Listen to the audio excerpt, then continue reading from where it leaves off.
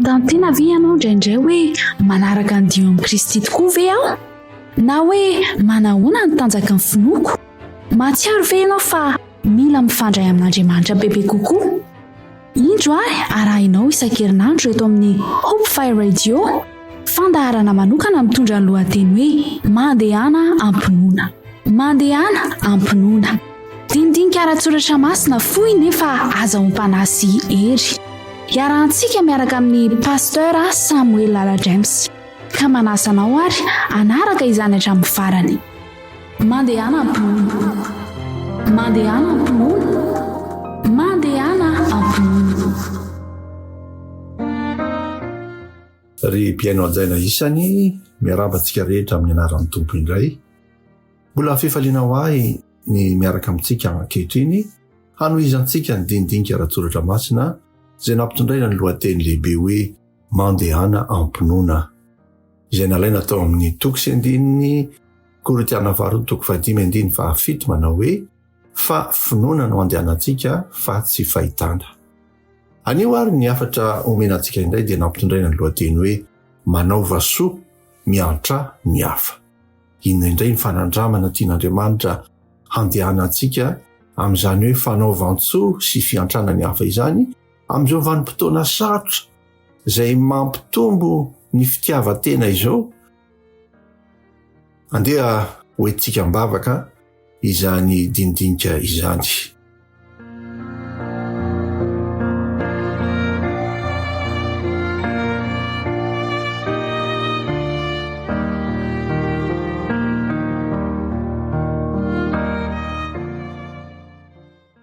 Tompo misotranao zahay noho ny tompontsoa izay omenao anay ka afaka hianatra ny teninao hatrany ankehitriny. Aoka ny fananao masina hanomana ny fonom-piaino rehetra mba handray ny teninao. Dia mamindraforo mamelany elokay amin'ny anaranao Jesosy. Amen.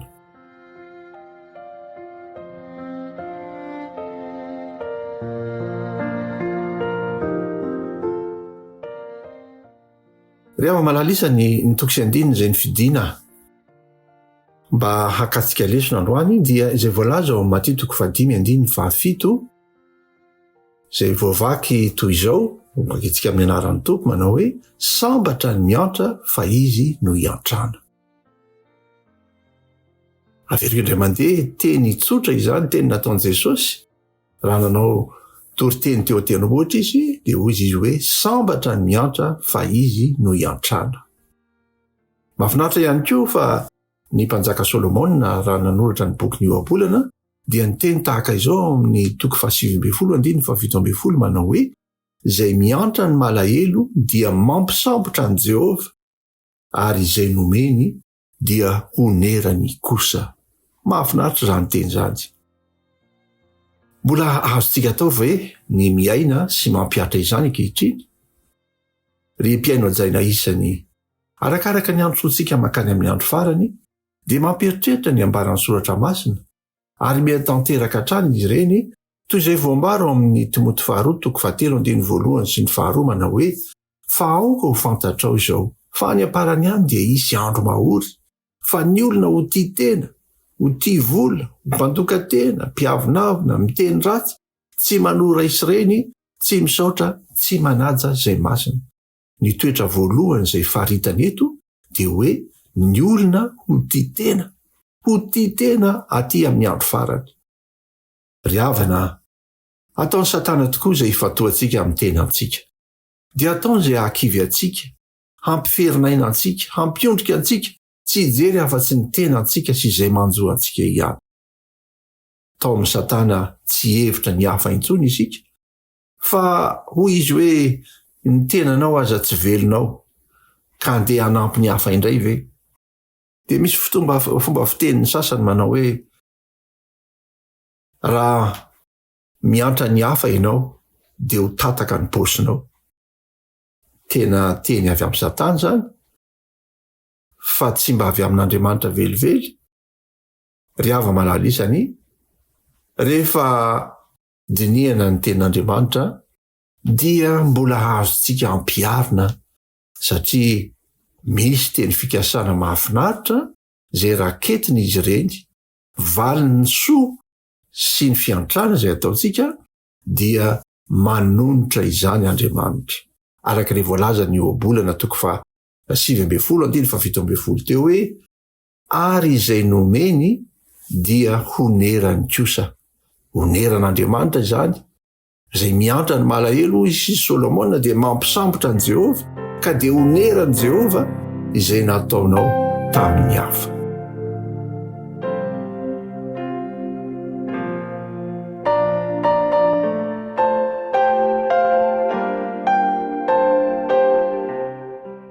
Andeha haka tantara anankiray ao amin'ny soratra masina isika, hakatsika lesona ny amin'izany hoe miantra ny hafa dia Jehova no manonitra izany. Mandehana ampinoana ataovy ny asa soa fa ho hitanao fa Jehova no hanonitra izany. Ao amin'ny Mpanjaka voalohany 7:1-7 nandeha ho vakitsika amin'ny anaran'ny Tompo. Ary Eli Tisbita isan'ny vahiny tany Gileada nilaza tamin'ny Ahaba hoe raha velona koa Jehova Andriamanitry ny Israely izay tsanganako eto anatrehany dia tsisy andona ranonorana akory amin'izao taona izao raha tsy araka ny teny ihany. Ary ny tenin'i Jehova tonga taminy nanao hoe mialahy eto ianao dia mandehana miantsinanana ka mihere any amin'ny ilan'ny renirano Kerita izay any antsinanan'ny Jordana. Koa ny renirano no isotronao ary ny goaika efa nodidiko hamelona anao any. Dia lasa izy ka nanao araka ny tenin'i Jehova fa nandeha izy ka nitoetra teo anilan'ny renirano Kerita any antsinanan'ny Jordana. Ary ny goaika nitondra mofo sy hena ho azy isa-maraina ary mofo sy hena isan-kariva ary ny rano tamin'ny renirano no nisotrony. Ary no ny ela dia ritra ny renirano noho ny tsy fisian'ny ranonorana tamin'ny tany. Ary ny tenin'i Jehova tonga taminy ka nanao hoe miaingaka mankanisa ny Zarefata izay namany Sidona ary mitoera any fa indro misy vehivavy mpitondra tena any izay nitendreko hamelona anao. Dia niainga izy ka nakany Zarefata ary noho ny biteo am-bavady ny tanàna izy dia indro nisy vehivavy mpitondra tena nanangona kitay hazo teo. Ary niantso azy Eli ka nanao hoe masina ianao hitondray rano kely amin'ny fisotroana aho mba ho sotroiko. Ary noho ny lasa raha vehivavy dia niantso azy indray Eli ka nanao hoe masina ianao hitondray mofo kely koa eny an-tananao aho. Fa hoy raha vehivavy raha velona koa Jehova Andriamanitrao tsy manana mofo na dia iray akory aza fa koba kely erany tanan'ila ao amin'ny barika sy diloilo kely foana ao amin'ny tavoara. Ary maka tapakazo 2 aho zao ka hiditra namboatra ireo ho hanina mianaka dia ho faty izahay. Fa hoy Eli taminy aza matahotra fa andeha miditra ka manaova arak'izay lazaiko izany nefa anaovy mofo kely ihany aho aloha ka ento ety amiko ary efa izany dia vao manaova ho anao sy ny zanako ao koa. Fa izao nolazain'i Jehova Andriamanitry ny Israely tsy ho lany ny koba ao amin'ny barika ary tsy ho ritra ny diloilo ao amin'ny tavoara mandra-piaviny ny andro andatsahan'i Jehova ranonorana amin'ny tany. Dia nandeha rahavehivavy ka nanao araka ny tenin'ny Eli ary izy sy rahavehivavy mba amin'ny ankohonany dia nanao ho anina elaela ihany. Nefa tsy lany ny koba tao amin'ny barika ary tsy ritra ny diloilo tao amin'ny tavoara araka ny tenin'i Jehova izay nampilazainy an'i Eli. Ry hava-malala isan'ny mahafinaritra izany teny izany. Izay anehoan'Andriamanitra amintsika fa izy mihitsy no mahamaly ny soa ataontsika amin'ny hafa. Ity 9:40 ity dia mahafinaritra mihitsy hoe nefa tsy lany ny koba tao amin'ny barika ary tsy ritra ny diloilo tao amin'ny tavoara araka ny tenin'i Jehova izay nampilazainy any Eli. Ry hava-malala isany andeha alaitsika ny lesona avy amin'ity tantara ity.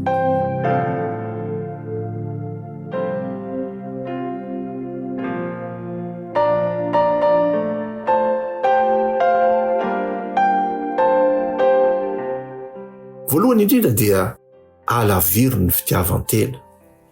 raha tsy nijery afa-tsy ny tena n'ilay mpitondra tena ary nifantoka tamin'ny fahoriana izy mianaka ny masony ary nifikitra tamin'ilay fomba fijeriny hoe izahay azy efa ho faty tsy manana ho zaraina aminao zahay dia tsy nisy ny fitahiana ry havana ho tanteraka tsy ho ela taminy tokoa ny teniny hoe dia ho faty izahay. Ahoana hoy ny tenin'ny Tompo amin'ny Marka 12:23 tiava ny namanao tahaka ny tenanao izany no didy lehibe faharoa. Ry havana, sarotra ao antsika no tiany namantsika raha tsy ny fitiavan'Andriamanitra aloha no mitoetra ao am-pontsika satria ny didy lehibe voalohany dia hoe tiavan'i Jehovah Andriamanitra ao amin'ny fonao rehetra, amin'ny sainao rehetra, amin'ny fanahinao rehetra, amin'ny herinao rehetra. Rehefa mipetraka ao am-pontsika voalohany indrindra ny fitiavan'Andriamanitra dia afaka ho tia ny hafa ihany koa isika.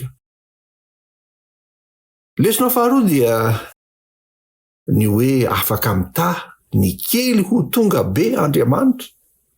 Ilay koba kely eran'ny tanan'ila, ilay diloilo kely tao amin'ny tavoara, raha tokony ho lany indray mihinana dia iny fa lasa ampy ho an'ny fotoana ela ihany araka ny voalaza eto. Hoy ny voalaza ery amin'ny 9 hoe dia nandeha rahavehivavy ka nanao araka ny tenin'ny Elia ary izy sy rahavehivavy mba amin'ny ankohonany dia nanako hoanina ela ihany. Nefa tsy lany ny koba tao amin'ny barika ary tsy ritra ny diloilo tao amin'ny tavoara araka ny tenin'i Jehovah izay nampilazainy any Elia. Mahafinaritra ny fanandraman'izany ry havana. Momba tianao koa ve ny anao an'izany fanandraman'izany ka ny kely izay ampiasaintsika mba hanasoavana ny hafa dia tahian'Andriamanitra ary atobany onerany ny fitahiana be ho antsika.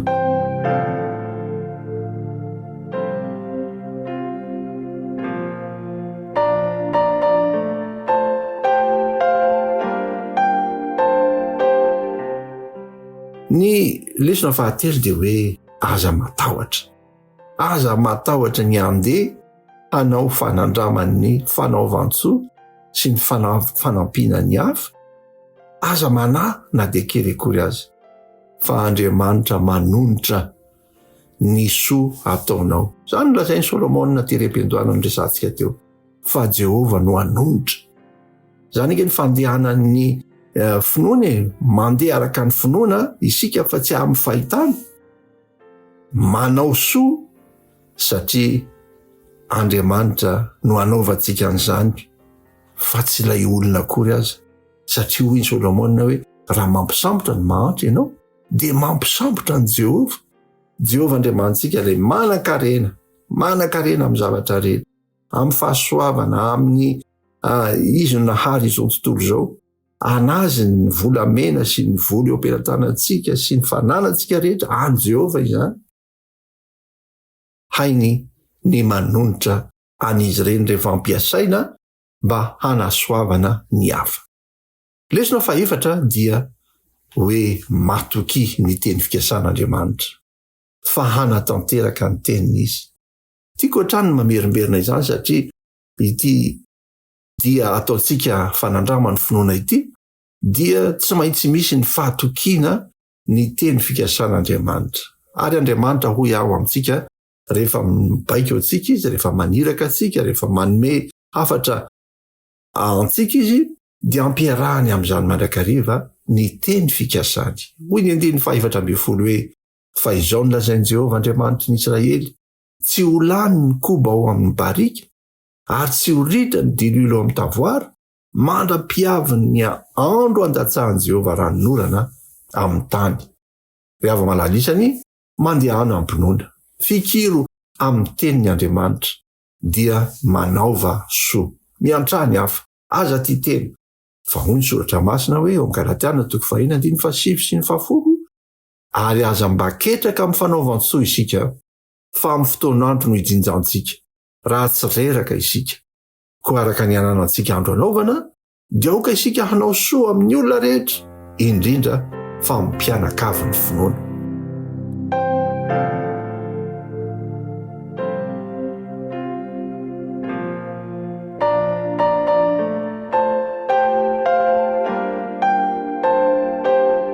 ry ava-malalisany azaketraka ny manao soa ampio ny hafa indrindra ny mpianakavy ny finoana hoy Paoleto. Jereo fa ao amin'ny fianakavianao ao dia mety misy mahantra, mila fanampianao. Jereo ny manodidina fa be ny sahirana. Jereo fa misy amin'ireo mpiara mivavaka aminao dia mila ny fanampianao izy ireny. Mety tsy misakafo intsony, tsy manan-kohanina, tsy manan-kotafiana. Meo azy izay tokony ilainy ary aza manahy fa Andriamanitra hanonitra izany. Mihasarotra ny fiainana ho isika, kanefa isika ny fitaovana eo am-pelatan'Andriamanitra hanampy ny hafa hamonjy azy ireny, hanala azy amin'ny fahasairanany. Hoy ny tenin'ny Tompo manome toky antsika amin'ny Hebreo 13:20, aza manadino hanao soa sy hiantra fa fanatitra toy izany ny sitrak'Andriamanitra. Lehibe ny malalisany. Mba azonao an-tsaina ve fa toy ny fanatitra ankasitrahan'Andriamanitra indrindra ny asa fanaovan-tsoa izay ataonao? Raha tsy vitanao ny mitory ny ten'Andriamanitra ka manatanteraka fitoriana filazantsara amin'ny toerana maro samihafa, mety ho vitanao kosa amin'ny fanomezanao ny sombo-kanina kely ao an-tokantranonao na vola kely hanampiana ny hafa. Ireny dia fanatitra tsara indrindra izay sitrak'Andriamanitra. Ny Tompo anie hita izany teniny izany. Ny Tompo anapetika tsirairay avy mba hanao fanandramany finoana indray ka andeha ampinoana hanao soa, hiantra ny hafa, tsy ketraka nakivy na dia misy aza ny zava-tsarotra eo amin'ny fiainana, fa izafy ianao no fitaovana eo am-pelatan'Andriamanitra mba hitondra soa sy fitahiana ho an'ireny olona ireny. Ho tahiny Tompo anie izany teniny izany ary ho tahiny isika rehetra. Amen. Andeha hivavaka isika.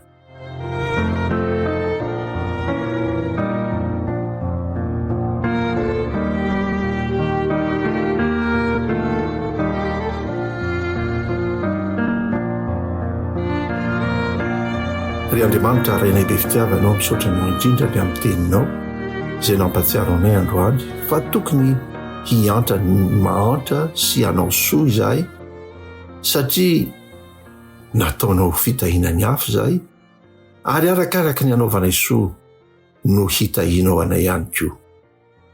Dia mamindrafoana mamelany elokay satria izany vavaka izany dia tononona sy angatana amin'ny anaranao Jesosy. Amen.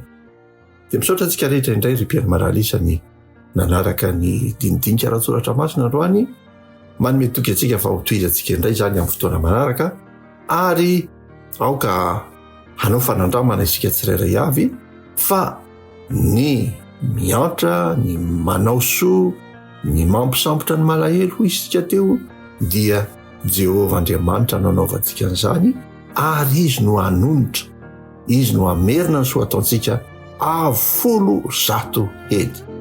Dia mametraka ny mandram-piona amin'ny fotoana manaraka indray. Veloma tompoko.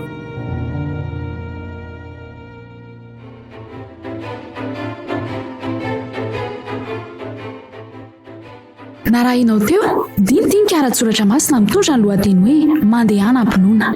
Niarahantsika niaraka tamin'ny pasteur Samuel Lala James.